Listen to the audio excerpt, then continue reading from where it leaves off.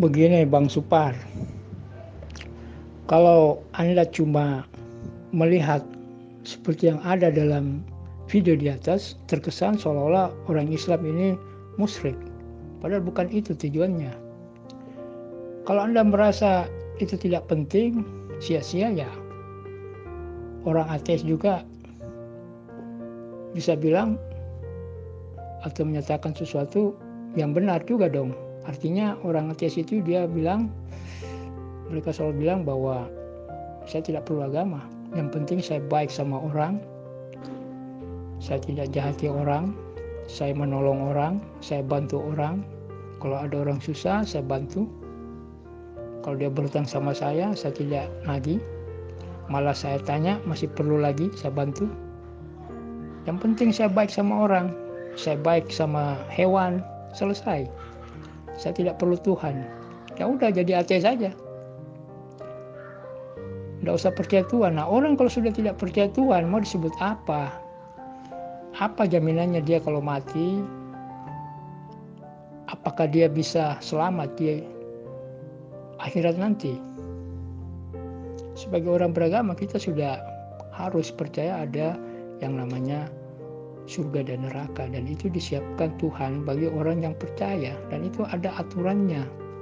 Tidak bisa cuma bilang saya percaya Allah, sudah itu tidak ada dilakukan syariat atau perintah-perintahnya. Ya, orang ateis juga bisa saat ini disebut, atau dia bilang saya percaya Allah, tapi tidak mau puasa, tidak mau salat, tidak mau jalankan syariat-syariat Islam, termasuk naik haji, padahal mereka kaya. Itu kan simpel aja. Kalau begitu jadi ateis saja. Kalau itu jadi pertimbangan Anda ada gunanya. Ya salah juga, Anda ada gunanya. Buat apa sembahyang buang-buang waktu 5 kali sehari. Apalagi subuh-subuh bangun basah-basah, lagi asik tidur, bangun sembahyang, ngapain? Jadi cukup jadi orang ateis saja. Nggak usah percaya Tuhan, yang penting baik. Kalau cuma itu jadikan ukuran, ya buat apa ada agama? Buat apa di ajaran agama itu diajarkan surga dan neraka? Coba pikir. Saya tinggal di Eropa dulu, saya pernah ketemu orang ateis. Dia baik, dia orangnya tidak pelit, dia sopan, ya, dia banyak menolong saya, dia bantu saya. Bahkan waktu musim panas saya tidak punya baju musim panas, dia kasih. Waktu musim dingin saya tidak punya baju musim dingin, dia kasih. Itu coba, dia baik sekali. Waktu saya datang di negaranya Belanda sana, dia kaget, dia lihat baju saya, kok bajumu itu aja, kamu di Indonesia tidak ada baju musim dingin musim panas? Tidak ada, Indonesia tidak ada istilah baju-baju begitu, adanya jaket. Itu pun kalau hujan atau pergi di tempat-tempat dingin. Dia kasih gratis, tidak beli. Selama saya tinggal di Belanda, hampir saya tidak pernah beli sepatu, baju. Yang kasih orang kafir, malah ada ateis yang kasih saya. Itu ya saya sebut kafir lah, atau ateis, karena tidak percaya Allah kan.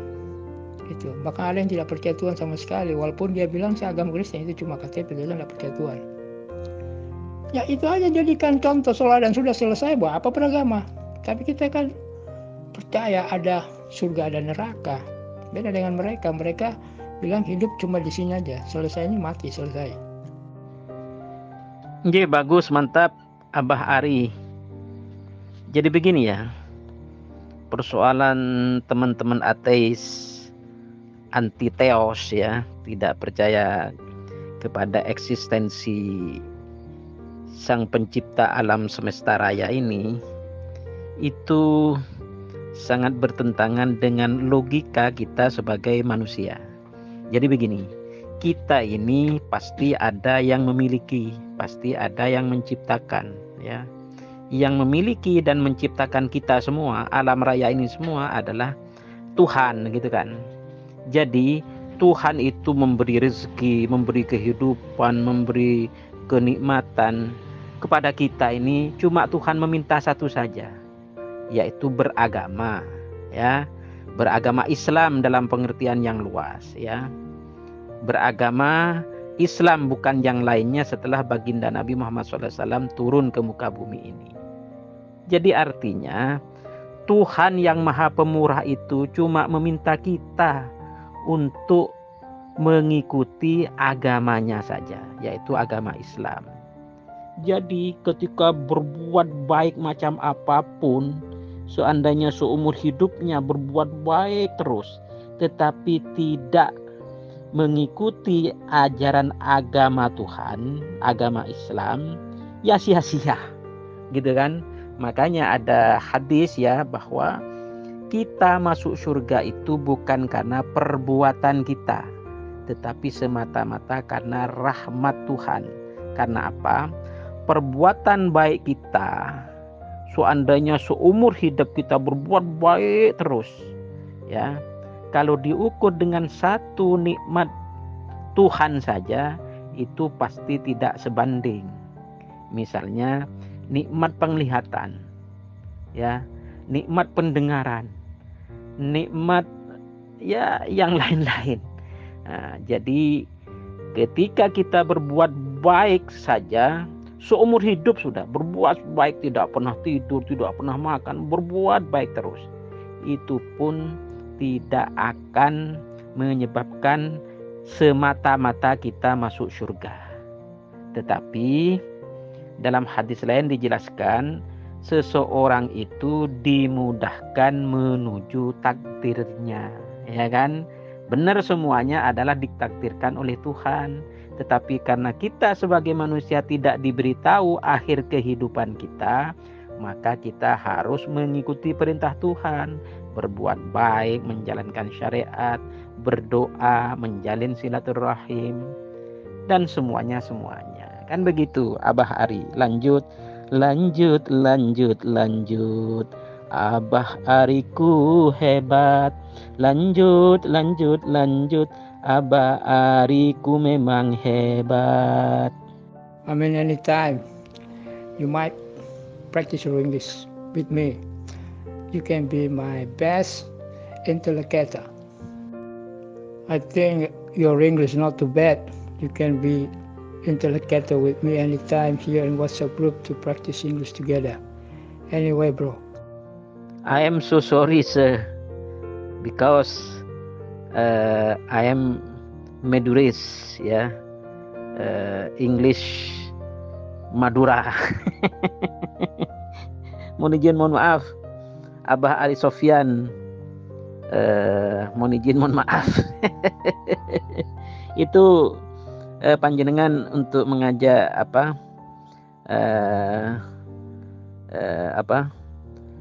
percakapan bahasa Inggris dengan Abang Agus Ril, ya. Wah, bagus itu. Saya siap menonton, ya. Matur sembah nuwun. Lanjut. Abah Ari Sofyan. Well, ik denk ik moet praten met Mr. Hoe is het? Met Nederlands spreken als hij niet begrijpt wat ik bedoel. Kayaknya saya mesti pakai bahasa Belanda dulu nih. Supaya dia mengerti. Jadi gitu. Jadi intinya waktu saya tinggal di Belanda itu, saya tidak pernah ngontrak.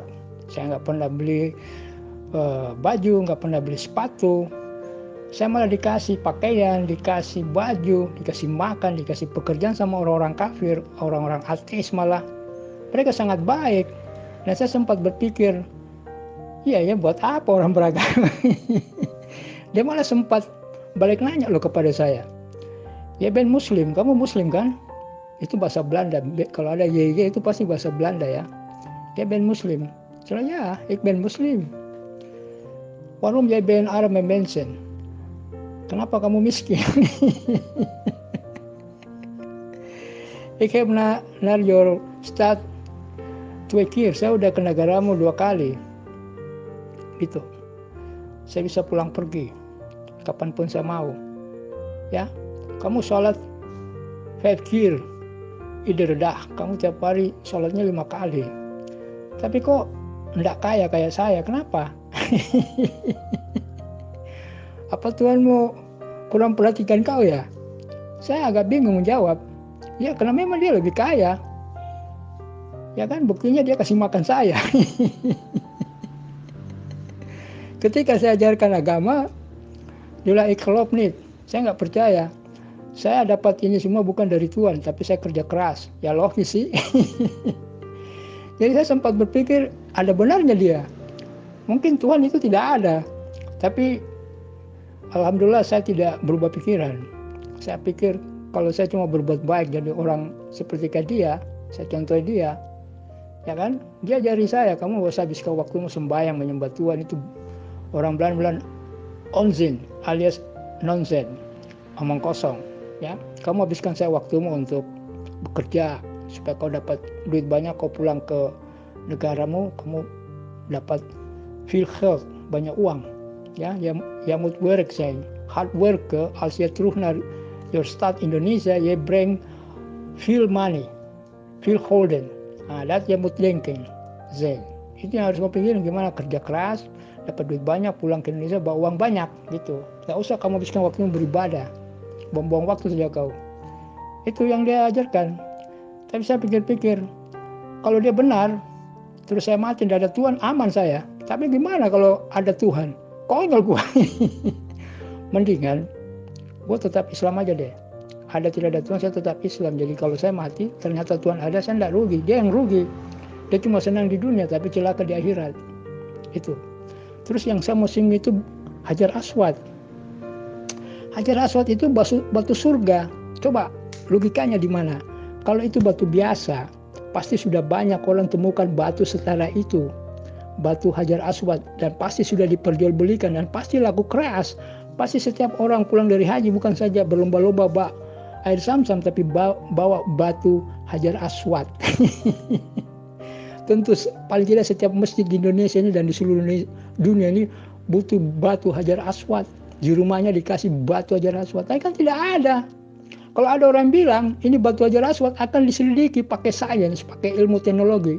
Apakah ini sama atau persis seperti baju? Tidak ada, sampai detik ini belum ada batu Hajar Aswad selain yang ada di Mekah itu.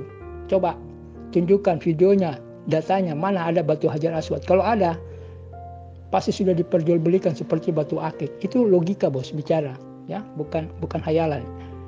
Itu logika. What? You English Madura? Oh my God. Kok oh my God? Gimana Babalong Shafi tawil ini? Oh my God, kan begitu. Oh my God itu. Oh God, Godku itu kalau Madura God itu kali kecil.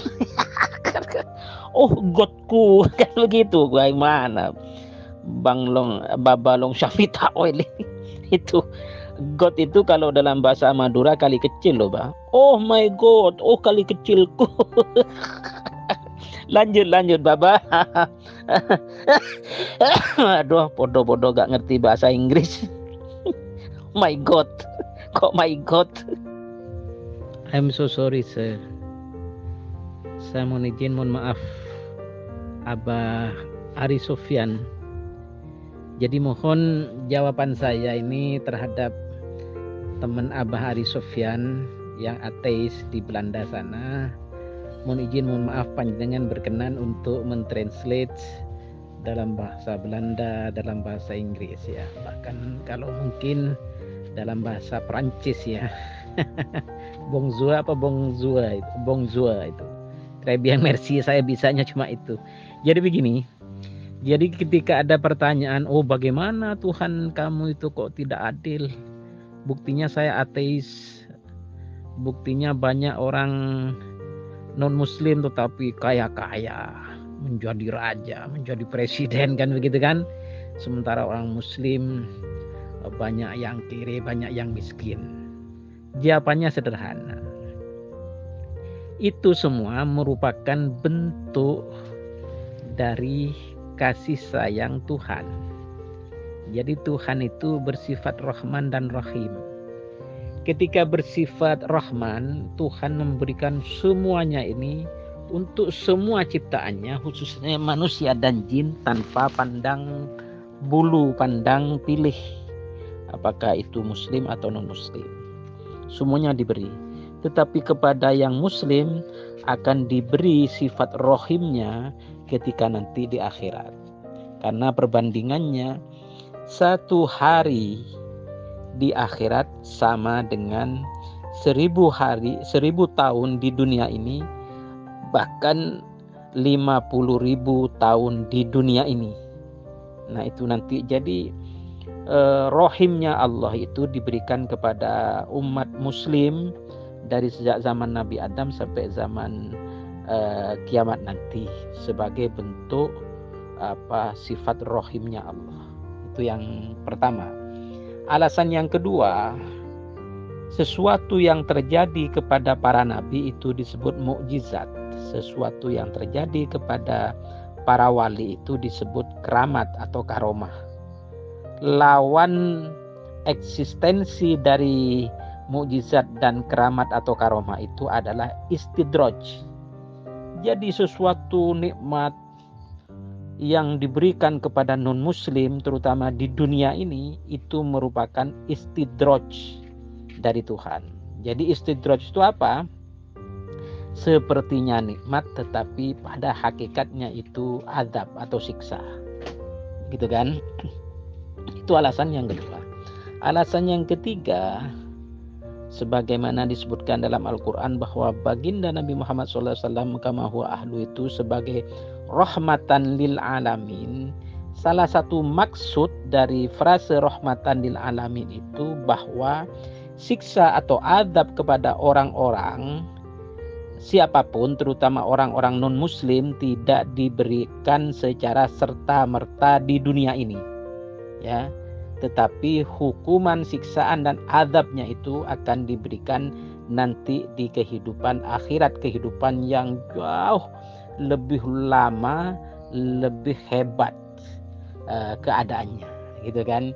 Jadi sebagai bentuk rahmatan lil alamin itu, siksa terhadap manusia tidak serta-merta diberikan di dunia seperti yang diberikan oleh Allah terhadap umat-umat Nabi terdahulu, gitu. Jadi 3 reasoning yang sangat logis ini mohon berkenan Abah Ari Sofyan bisa menjelaskan dengan bahasa Inggris, bahasa Belanda atau bahasa Perancis kepada teman Abah Sofyan, Ari Sofyan yang ada di Belanda itu. Très bien, merci. Matur sembah nuwun. Matur saebu sakelangkong. Lanjut. Ada sedikit cerita. Tapi sebelumnya saya mau bilang ini Bapak ini lumayan juga bahasa Prancisnya. Ini kalau saya tanya pouvez-vous parler français, ini udah bagus jawabannya. Ya kan? Ini udah bagus ini. Kalau ditanya pouvez-vous parler français, cuma perlu jawaban oui, ya, oui, no. Oui itu artinya ya, no tidak, ya. Itu ini bagus ini. Ada yang mancing-mancing untuk speak France. Ya, bagus. Memang saya suka dengan belajar dengan bahasa-bahasa itu.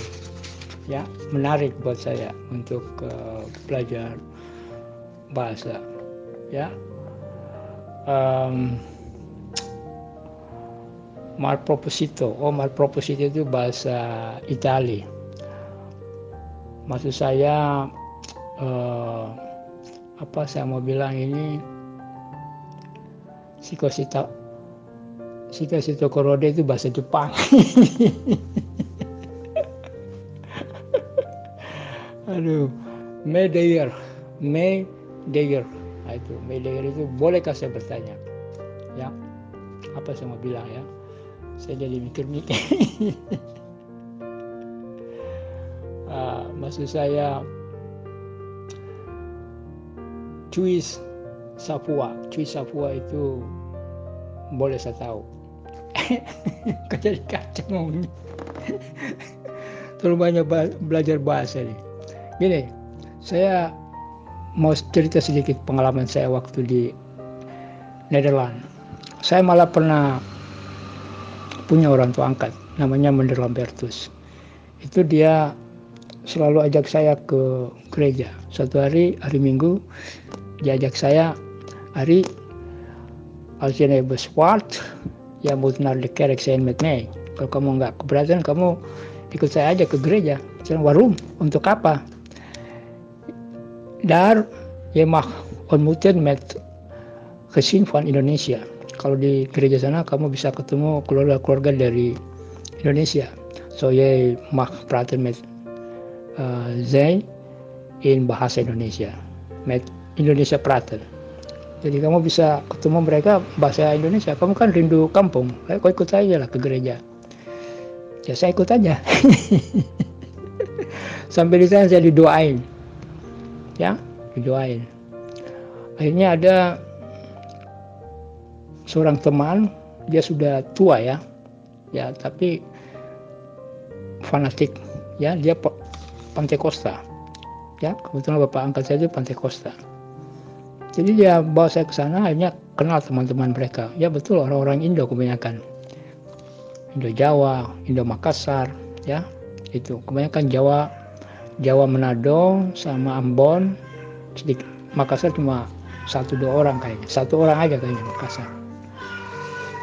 Itu, jadi menarik, ngobrol-ngobrol, sampai ada di antara mereka yang tawarin saya, Ari, waarom jij niet getrouwd? Kenapa kamu nggak menikah aja?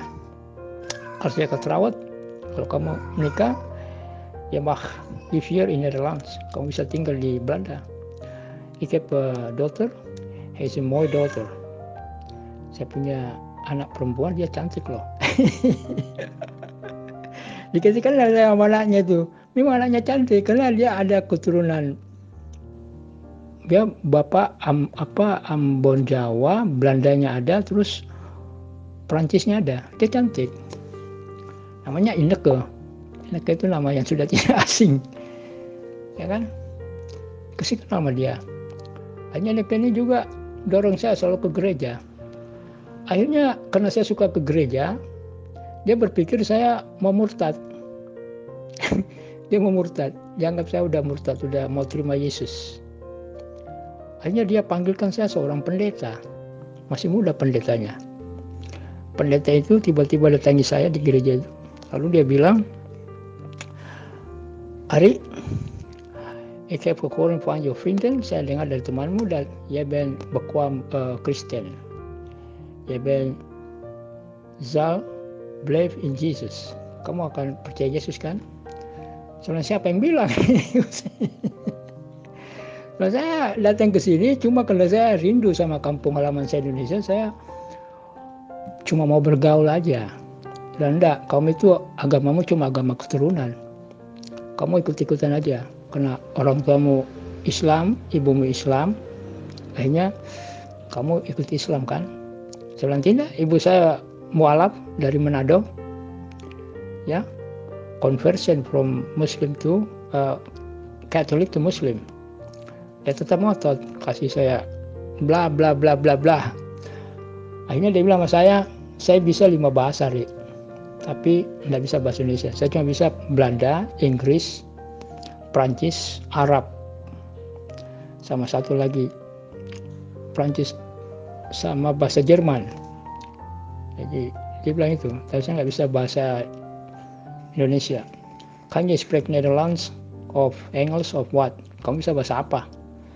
Saya bilang sama dia pakai bahasa Inggris campur-campur Belanda. Ik spreek or ik begrijp Nederlands, maar not so well als jij. Tapi saya bisa bahasa Belanda nggak sebagus Anda. Maar Engels genoeg wel, bahasa Inggris cukup bagus. Dan oke, ya mag spreek Engels Nederland, kamu pakai bahasa Inggris Belanda aja lah, nggak masalah. Yang tertarik, dia bilang saya bisa bahasa Arab. Dia mengerti Al-Quran, ngakunya gitu sama saya. Dia bilang sama saya, ik begrijp wel Quran and Arabic talen. Akhirnya saya penasaran, karena dia mengaku kuasai Quran, kuasai bahasa Arab. Saya bilang sama dia bahasa Belanda, als jij begrijp wel Arabic, kalau kamu paham bahasa Arab dengan baik, kan je translate what ik zeg hier. Kamu bisa translate nggak apa yang saya bilang di sini? What betekent? Apa artinya? Lakum dinakum waliyadin. lakum dinakum waliyadin. What betekent dat? Als je begrijpt wel Arabic en Quran. Kalau ngerti Arab sama Arabic, apa artinya itu lakum dinakum waliyadin? Dia jawab, ik begrijp niet. Saya nggak mengerti. Waduh. Soalnya katanya yang ngerti bahasa Arab. Lakum dinakum waliyadin, kok nggak tahu? Dia aja nggak tahu. Saya bilang, lakum dinakum waliyadin dat betekent, itu artinya, je religie is goed voor je, my religie is goed voor me. Agamamu bagus buat kau, agamaku bagus buat saya. Oke? Saya sudah punya agama, jadi nggak perlu lagi diagamakan. Dan saya percaya Allah, bukan Yesus. Hanya dia bilang, sayang, kamu sebenarnya orang yang patuh dengan agama, tapi sayang kau bukan agama Kristen. Ya seperti itulah. Saya nggak bisa pindah. Jadi dia gagal meyakinkan saya. Dan saya, mungkin dia pikir nggak usah berdebat sama si Ari ini, percuma. Karena dia orangnya fanatik. Saya bilang sama dia, tidak ada keluarga saya. There's no my family of mine or my family. Het is geen mijn gezin. Nggak ada keluarga dari saya bekwam Kristen. Maar my mom, tapi ibu saya van Katolik bekwam or converts from Catholic become Muslim. Itu dia kaget. Dan ayah saya pesan, kalau you pindah agama, biar kau sukses, sudah kaya negeri orang, dan kau datang ke rumah saya, ke rumah ini, saya tidak akui kau sebagai anak dunia akhirat. Itu bapak saya pesan gitu. Itu yang saya pegang. Jadi saya tinggalkan. Jadi kadang saya pikir kalau ada orang pindah agama karena pekerjaan, karena perempuan, ya atau sesuatu, saya juga bingung kenapa bisa begitu ya. Saya cuma bingung aja. Karena itu waktu saya ditawari job, ditawari perempuan, ditawari tinggal, ya bahkan ada yang bilang, ya nog niet terug naar Indonesia, kamu nggak perlu balik ke Indonesia. Kalau saya terus naar Indonesia, kamu balik ke Indonesia, ya zal bekwam arme mensen. Kamu bisa jadi miskin kalau kau pulang ke Indonesia. Kau tinggal di sini, kamu kaya. Kamu usah pikirin, gak usah bilang-bilang sama orang tua, kamu masuk Kristen aja, nikah di sini, tinggal di sini, kirim duit ke Indonesia. Mereka pasti senang. Saya enggak. Lebih bagus saya pulang lah, daripada saya pindah agama, nggak masalah. Apa masalah besar? Itu. Jadi berapa kali mereka doakan saya, keliling, saya biasa ketawa-ketawa aja. Kadang saya bercanda. Karena nyanyi mereka, saya masih ingat lagunya tuh. Ada girang-girang-girang dalam hatiku, itu lagu yang paling selalu mereka nyanyikan. Ada girang-girang. Jadi biasa ketika mereka menyanyi, saya ikut menyanyi juga. Tapi samar-samar saya rubah kata girang jadi tante girang. Ada tante girang-girang dalam kamarku, dalam kamarku. Kan rame-rame nyanyi, jadi saya kadang-kadang jadi bagus hari sudah mau menyanyi. Padahal saya plesetin lagunya. Saya bukan bilang ada girang-girang dalam hatiku, tapi saya bilang ada tante girang-girang dalam kamarku. Mereka tidak semua mengerti bahasa Indonesia. Ya itu sedikit story ya. Ya that's all. Maaf Tuan, saya bukan orang Perancis Tuan. Saya orang Indonesia Tuan. Bagus. Abah Ali Sofyan hebat.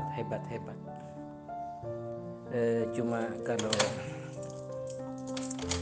tentang idiom dalam bahasa Prancis itu saya yang ingat ini apa? Jetem ini ana uhibbuka, ya kan? Ikhli bedi, ya kan? Atau saya cinta kamu, kan begitu ya kan? Asik gitu. Saya ingat pidato sang proklamator Insinyur Haji Ahmad Soekarno ya. Ketika berpidato sering mengungkapkan frase atau idiom dalam bahasa Perancis, yaitu kita harus menghindari apa yang kita sebut sebagai eksploitasi dalam parlo, kan begitu. Kita harus menghindari eksploitasi manusia terhadap manusia yang lain. Begitu kan?